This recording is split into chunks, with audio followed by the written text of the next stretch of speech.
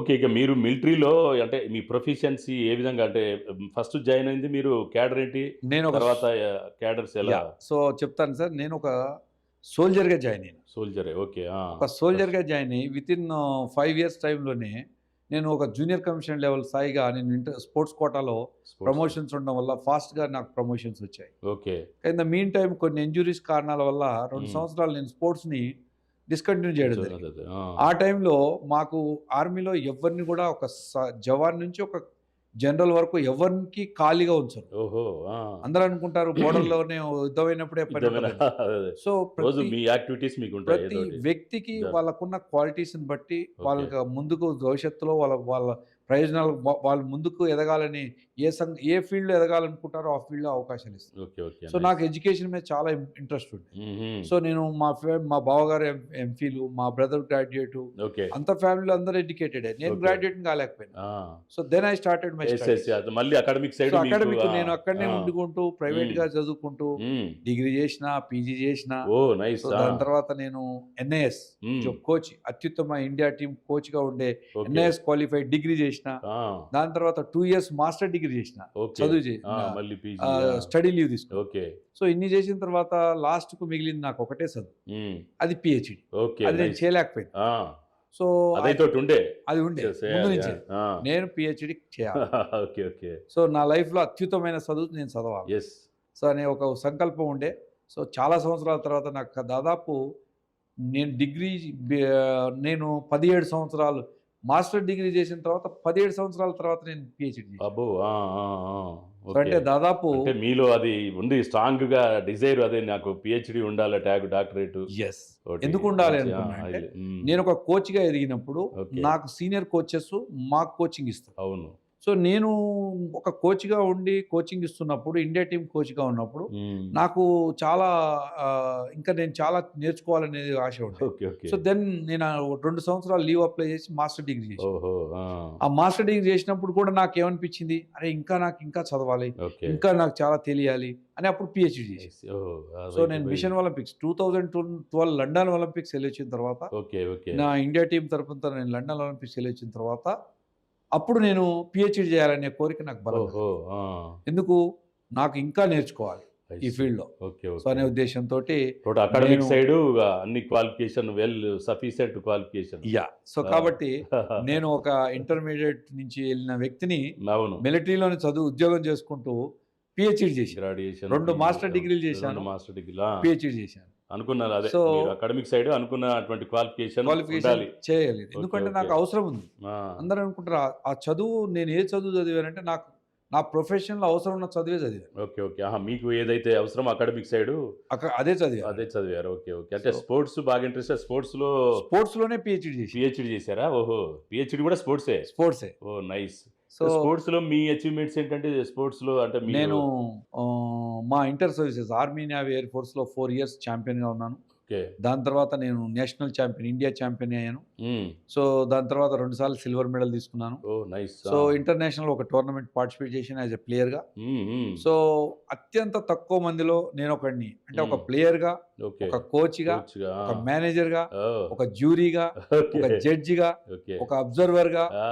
నేను చేయని పదవంటూ లేదు ఓహ్! స్పోర్ట్స్‌లో. నైస్. ఆ! సో, నేను అన్ని పదవులు స్పోర్ట్స్‌లో ఉండడం వల్లనే నేను ఆశించాను. నేను ఇంటర్నేషనల్ జ్యూరీ ఒలింపిక్ లెవెల్‌లో గూడా అబ్జర్వర్‌గా ఎళ్ళాను. ఓహ్! నైస్. సో, నాకు ఏ ఫీల్డ్ పట్టుకున్నా నేను ఆ ఫీల్డ్ నేను సక్సెస్‌ఫుల్‌గా అచీవ్ చేయాలనే ఒక దృఢ సంకల్పం ఉంటది. So, okay. ఓకే. అందుకనే నేను అచీవ్ చేయగలిగాను.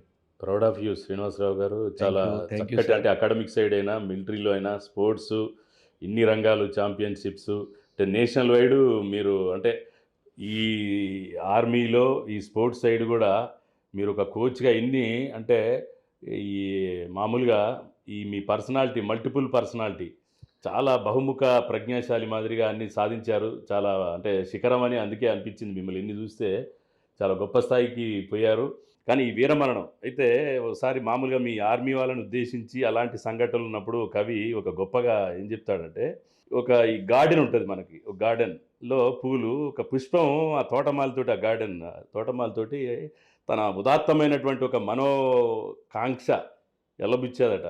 తోటమాలి తోటమాలి నన్ను ఒక అందమైనటువంటి ఆడదాని జడలో పువ్వుగానో, ఒదిగిపోవాలనుకోవట్లేదు. ఇద్దరు ప్రేమికులను కలిపేటువంటి వాళ్ళ పూలమాలలు నన్ను అలంకరించకున్నా ఏం లేదు. ఒక మంచి గొప్ప ఉన్నత కుటుంబంలో ఉన్నటువంటి మహారాజుల యొక్క శవయాత్రలో నన్ను అలంకరించాలని గూడా అనుకోవట్లేదు. అదేవిధంగా మామూలుగా నన్ను దేవుని దగ్గర పూజకు అర్పించడానికి అలాంటి కోరిక గూడా లేదు.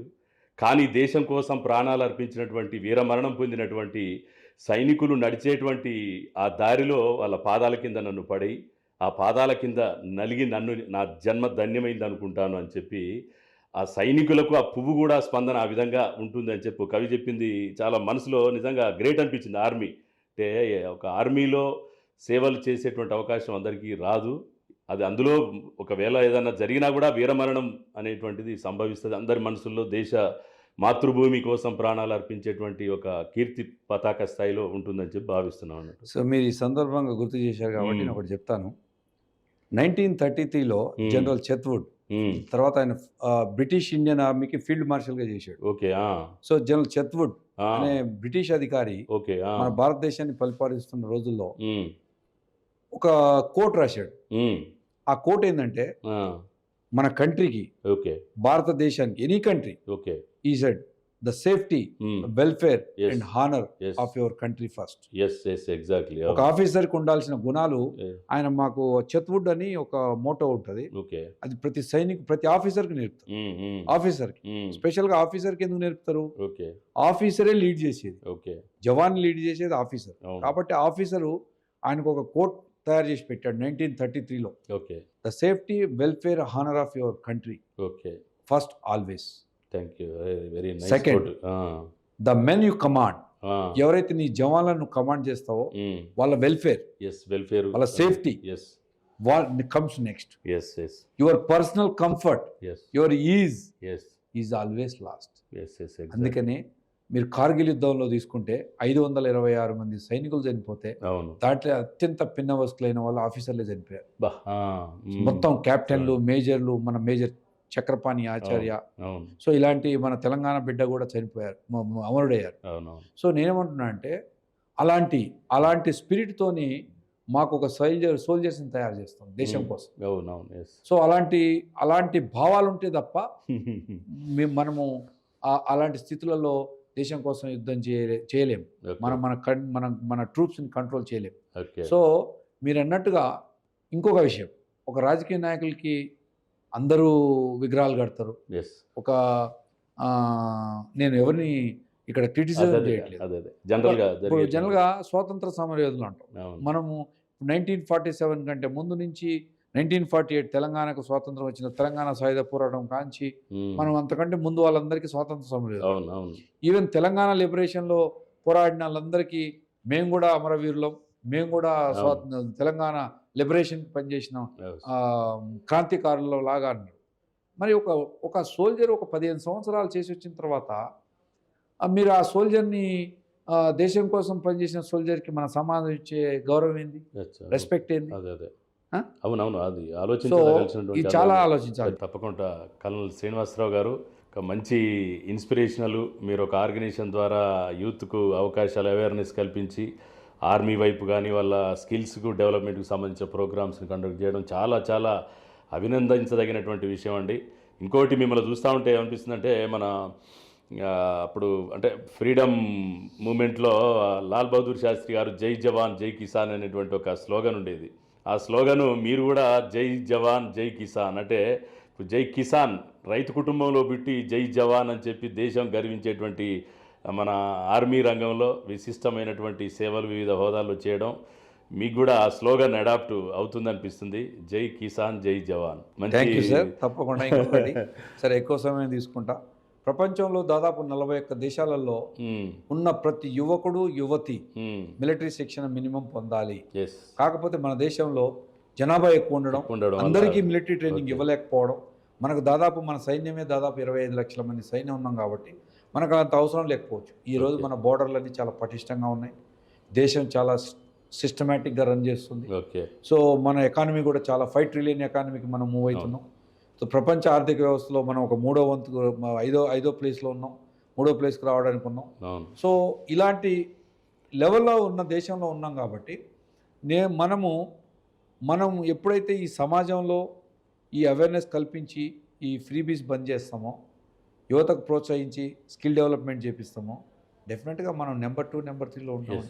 ఎలాంటి సంకోచం ఆశ్చర్యం లేదండి. ఓకే. సో మీరు అన్నట్టుగా జై జవాన్ జై కిసాన్, నేను ఇందాకనే అన్నట్టు మన 41 దేశాలలో కంపల్సరీ మిలిటరీ ట్రైనింగ్ ఉంది. ఆడ ఫార్మర్ కూడా సోల్జర్ అవుతాడు, అవును, ఒక బిజినెస్ మ్యాన్ కూడా సోల్జర్ అవుతాడు, ఓకే, ఒక ఇంజనీర్ కూడా సోల్జర్ అవుతాడు.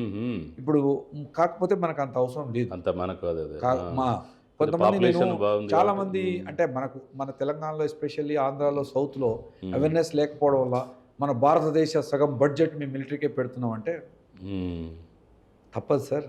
మరి ఈరోజు మీరు సురక్షంగా నిద్రపోతున్నారు, కంటి కొనుపు లేకుండా కంటి నిద్రపోయి మీరు మీ ఫ్యామిలీతో సేఫ్గా ఉంటున్నారంటే ఓకే. మన బోర్డర్లు పటిష్టంగా ఉండడం వల్లనే.